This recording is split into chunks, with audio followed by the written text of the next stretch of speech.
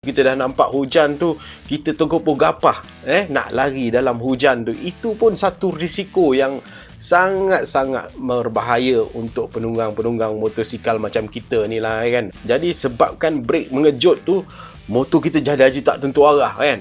Kejap ke kiri, kejap ke kanan kan. Tapi terpaksa kawal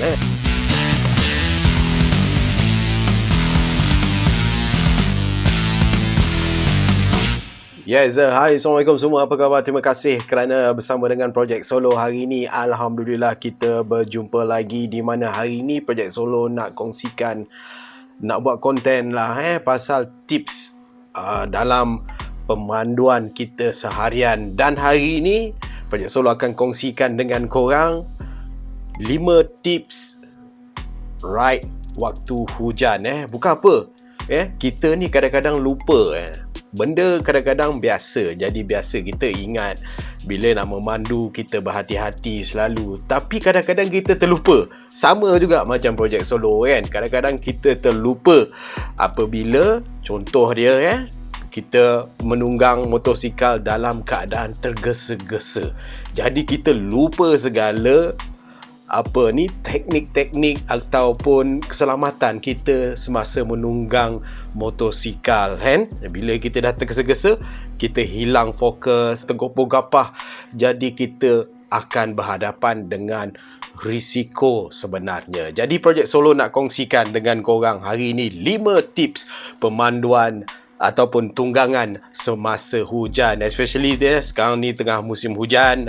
Jadi kita sama-sama mengingatkan. Okey, tips yang pertama iaitu baju hujan. Tak adalah, baju hujan tu common sangat lah kan. Dah tahu hujan kan, mestilah pakai baju hujan kan. Tapi kadang-kadang kita ni tak ada baju hujan, kita pun redah aja. Tapi kita akan fokuskan pasal cara tunggangan kita yang penting, cara pengendalian kita bersama motosikal kita di waktu hujan dengan keadaan jalan yang licin. Jadi yang pertama, bila kita dah duduk atas motor, kita kena berhati-hati dengan throttle kita. Throttle kita yang pertama, jangan kita pulas terlalu mengejut. Jadi kita kawal penggunaan throttle soft. Penggunaan throttle ni amat penting lah. Bila kita terlalu mengejut pun kadang-kadang boleh menyebabkan kegelinciran dan sebagainya. Lagi satu berkenaan dengan throttle ni, apabila kita memulas throttle kita dengan mengejut, kemungkinan tayar yang kita gunakan juga amat penting. Apabila tayar tu kadang-kadang bunganya dah nak licin kan, kadang-kadang kita terpulas lebih, jadi dia punya traction tu tak lekat di atas jalan. Jadi kemungkinan boleh berlaku kegelinciran disebabkan kejutan daripada throttle dan tayar yang kita gunakan tu tak cukup bunga dan sebagainya. Jadi kita tengok pula tips yang kedua pula. Okey, tips yang kedua ni berkenaan dengan selekoh. Apabila kita mengambil selekoh di waktu hujan, memang banyak risikonya lah kan. Kita tak tahu sama ada jalan tu berminyak, berpasir. Apabila dia dah bercampur dengan air, jadi trek ataupun jalan raya tu sendiri dah memang ada risikonya. Kemungkinan besar apabila kita tak kawal selekoh ataupun tak kawal kenderaan kita dengan sempurna, kemungkinan kita akan tergelincir juga. Pengambilan selekoh dengan kawalan yang cukup berhati-hati amat penting sekali lah untuk kita. Kadang-kadang kita terlupa dalam waktu kita berjalan waktu hujan tu, kita confident je kan, ambil selekoh kan, tapi sebenarnya itu merisikokan kita sebenarnya kan. Kita tak boleh jangka berlaku apa-apa kemungkinan apabila kita berada di selekoh, especially selekoh yang panjang dan selekoh yang tajam kan. Jadi bila kita nak ambil selekoh tu, kita pastikan keadaan degree motor kita tu kan, untuk kita mengambil selekoh tu boleh orang kata menyelamatkan kita lah, ya. Kita kena agak-agak sikit, kan, tak terlampau menurun sangat. Itu kita berhadapan dengan risiko kemungkinan tergelincir dan sebagainya. Okey, jadi baik, penggunaan brake. Ini ramai yang terpedaya dengan brake ni, kan. Kadang-kadang kita brake mengejut, kadang-kadang boleh berlaku sliding ataupun tergelincir ke sana ke sini. Projek Solo pernah sekali, kadang-kadang terlupa, kan, kita mengejar masa ke, kan, especially kalau kita dalam hujan, kita dah nampak hujan tu, kita tergopoh gapah nak lari dalam hujan tu. Itu pun satu risiko yang sangat-sangat berbahaya untuk penunggang-penunggang motosikal macam kita ni lah, kan. Kadang-kadang kita terlupa, kan. Kita terlupa selalu, kan. Hari tu, contoh macam hari tu Projek Solo pernah kena sekali apabila mengejar lampu merah, itu pun sangat berbahaya dalam keadaan hujan. Mengejar lampu merah, kita dah nampak kuning kat situ, kita pulas throttle, tapi kita tak tahu apa yang akan berlaku di hadapan kita tu, kan.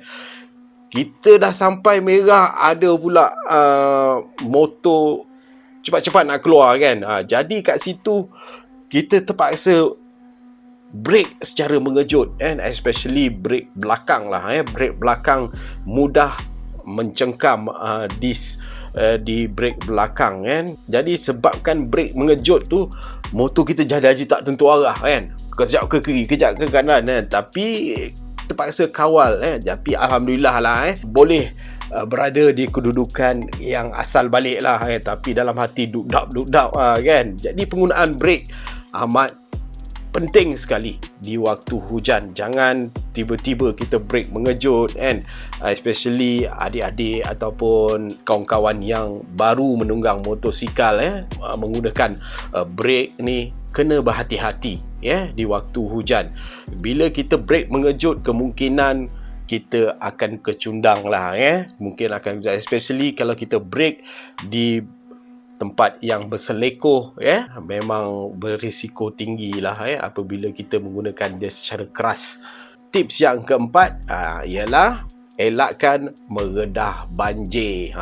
Banjir ni tak kira lah banjir kecil ke, banjir besar ke, yang jalan yang berlopak ke, takungan air ke, memang sangat tinggi risikonya, pasal kita tak tahu permukaan jalan tu macam mana. Kadang-kadang ada je permukaan jalan yang berlopak, yang berlubang, kita tak tahu, kita langgar banjir, tayar kita ke depan, dah kita jatuh kadang-kadang, kan. Kita tak pasti sama ada laluan tu selamat ataupun tidak.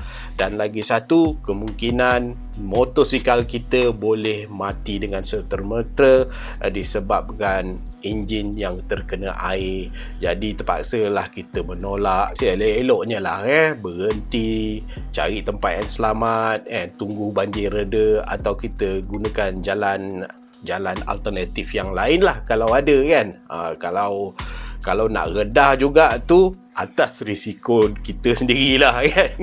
Okey, dan yang terakhir, yang kelima, di mana keadaan hujan lebat dengan keadaan guguh petir, yang ini pun sangat-sangat berbahaya. Kita terdedah, terbuka, terkena sambaran petir, dan angin pun menjadi satu hal dia, kan. Kadang-kadang angin lintang, kan. Jadi kita ni sebab bukannya macam kereta, kereta jalan tak ada masalah, dia ada protection untuk terkena sambaran petir. Jadi penunggang motosikal ni memang terdedah betul lah dengan risiko-risiko macam ni, kan. Jadi seelok-eloknya kita berteduh dulu, cari tempat yang selamat, dah jalan hujan dah reda sikit, barulah kita jalan, kan. Nah, itulah dia, keselamatan tu amat penting untuk kita lah, kan. Kadang-kadang kita lupa,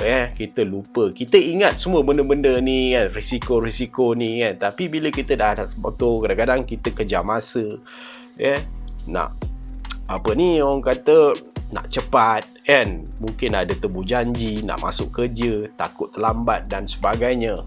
Jadi kita terlalu tergopoh gapah kadang-kadang tu kan, dengan keadaan yang mungkin kita alpa sekejap, tapi kita tak tahu apa risiko yang sedang kita alami. Jadi kita sama-samalah ingatkan kan. Sama dengan di Projek Solo juga. Kadang-kadang terlupa, kita ingatkanlah.